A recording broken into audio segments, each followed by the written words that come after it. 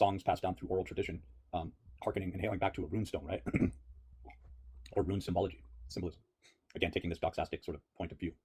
And then we get into the number 5, right? If we wanted to use the V as a specific representation, we could. But what we find in the interpretation of our number system that we use broadly, globally around the world today, it shows a complexity of symbolism and patterns, right?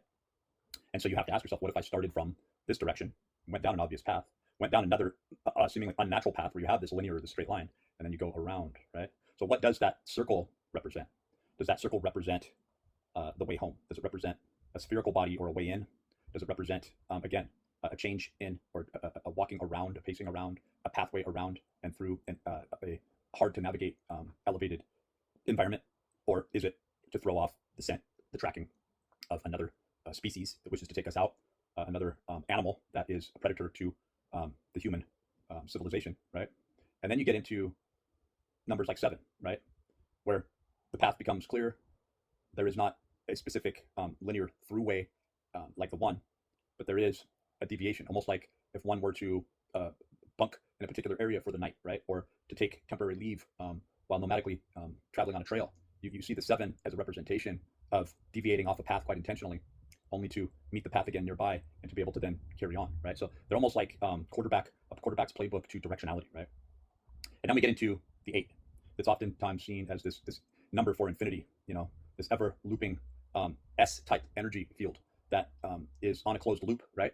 It could even be depicted as the Ouroboros or the snake eating its tail on some levels, but we also see this sort of infinite directionality implied here, right? But again, if we were to start at one specific point of origin, and we were to say that if we consider ourselves those of the north, like the Hyperboreans, right? Those of the north, and we're starting from one specific location only to loop back around, right? We do see a somewhat linear directionality, a long course travel, right? The 8 would be a way through a long journey as to throw off and to not leave any specific linear implications that you are going in a specific direction, right? So the Pathfinder sees the number system in a specific way, goes through and repeats this number system, charts this number system with the 0, right? Which is the implication of the return home, right?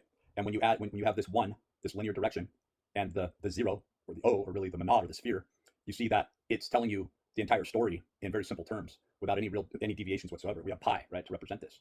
So you start in one specific point of origin and you loop back around, right, through a measured, pre-planned route right back to where you began. So the Pathfinder and the number, when you begin to see the information that is embedded in the cipher code of the number systems that we use, and from an arcane or an archaic sense, how gematria really comes together when there is no distinguishing between the letter and the number.